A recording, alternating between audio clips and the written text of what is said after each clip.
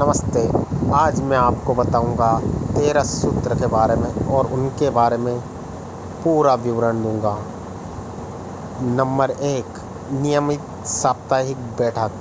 इसके नाम से ही स्पष्ट होता है कि प्रति सप्ताह हम बैठक करनी चाहिए। नियमित साप्ताहिक बचत। हम नियमित साप्ताहिक बैठक करेंगे। उस बैठक में नियमित तौर पर हम साप्ताहिक बचत करेंगे। नियमित लेन देन। हमें बैठक में लेन देन जो राशि इकट्ठी हुई है उसे बैंक में जमा करें या किसी को आवश्यकता हो तो उसे लेन देन ब्याज पर देंगे। नियमित ऋण वापसी।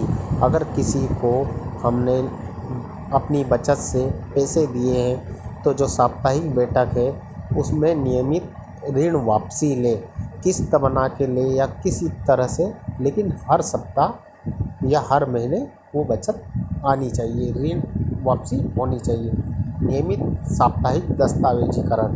हम जब बैठक कर रहे हैं तो हर सप्ताह दस्तावेजीकरण करें। उसमें जो भी अपनी मीटिंग में हुआ है वो सब डालें, यूँ पूरा ब्यौरा डालें कि कितने की बचत हुई, कितने उपस्थित हुए, इस तरह से पूरे दर्ज करें। बेहतर स्वच्छता एवं पोषण की नियमित पालन। हमें अपने स्वास्थ्य का ध्यान रखना चाहिए। आसपास की स्वच्छता, शरीर की स्वच्छता एवं पोषण एवं नियमों का पालन। पोषण का नियम पालन। हमें पौष्टिक आहार खाना चाहिए। इसके लिए हम पोषण वाटिका लगा सकते हैं। इस तरह से हमें पौष्टिक आहार ही लेना चाहिए। समय अनुसार अनिवार्य शिक्षा का पालन। इसमें यही है कि समय अनुसार हमें शिक्षा ग्रहण कर लेनी चाहिए। ऐसा नहीं कि हमारी एज हो गई 60 तब हम शिक्षा ग्रहण करेंगे, नहीं। हम जिस उम्र में शिक्षा चाहिए उस उम्र में शिक्षा हमें ग्रहण कर लेनी चाहिए। त्रिस्तरीय पंचायती राज संस्थाओं के साथ सक्रिय भागीदारी। हमें जो पंचायत है उसके साथ सक्रिय भागीदारी रखनी चाहिए। हमें जो भी ग्राम सभा होती है उस ग्राम सभा में हम मौजूद रहें, हमारी उपस्थिति रहे। हमारा काम ग्राम पंचायत स्तर से होता तो ग्राम पंचायत स्तर से हमारा कार्य करवाएं, एवं अगर ग्राम पंचायत स्तर से नहीं हो तो जनपद स्तर से हमारा कार्य करवाएं। और पंचायत की जितनी भी योजनाएं हैं उनका लाभ भी लें और योजनाओं के बारे में हम जानकारी भी प्राप्त करें। पात्रता तक पहुंच। हमें ये नहीं कि हमारा समूह गठन हो गया है और हमारी बचत हो रही है, हमारा समूह अच्छा चल रहा है, नहीं।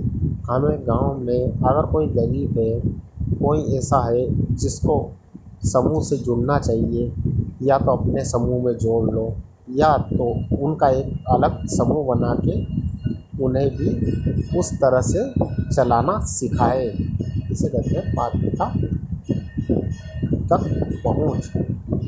संवहनीय आजीविका।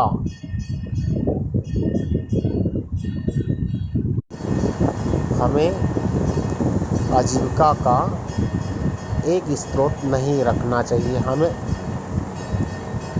1 या 2 या 3 आजीविका के साधन रखने चाहिए और आजीविका इस तरह से हो जो पूरे साल चले। ऐसा नहीं कि सीजन में चले, 2 महीने चल जाए फिर पूरे साल कुछ नहीं चले। इस तरह से नहीं रखना चाहिए। नगद रहित व्यवहार।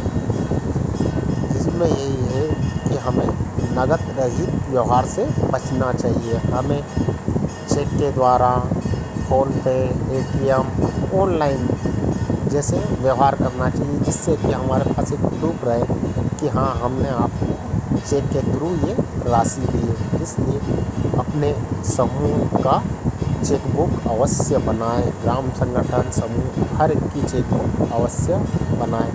पर्यावरण संरक्षण। हमें पर्यावरण का विशेष ध्यान रखना चाहिए, उसका संरक्षण करना चाहिए। हम यही ध्यान रखें कि कोई पर्यावरण को क्षति नहीं पहुंचाए, शुद्ध ऑक्सीजन मिले हमें इसलिए पर्यावरण का संरक्षण करना बहुत जरूरी है। 13वां है सभ्यता, संस्कार एवं संस्कृति का संरक्षण। हमें अपनी सभ्यता, संस्कृति, संस्कार का संरक्षण करना चाहिए, जिससे कि हमारी सभ्यता आगे बनी रहे। बहुत सी सभ्यताएं पूरी तरह से नष्ट हो गई। पहले बहुत सी सभ्यता थी जो कि पूरी तरह समाप्त हो गई। इस तरह से हम अपनी सभ्यता का वर्चस्व बनाए रखें, संस्कार जो हमारे पूर्वजों ने दिए हैं उसे बनाए रखें। संस्कृति जो भी हमारी संस्कृति है उसे हम नियमित रखें। कई बार ऐसा देखा गया है कि दादा परदादा बहुत अच्छी चीज़ें बनाते थे, लेकिन हम उनसे कुछ नहीं सीख पाए। लेकिन आज उस चीज़ की बहुत डिमांड है। अगर हम सीख जाते तो हमें आज उसकी वैल्यू पता चलती।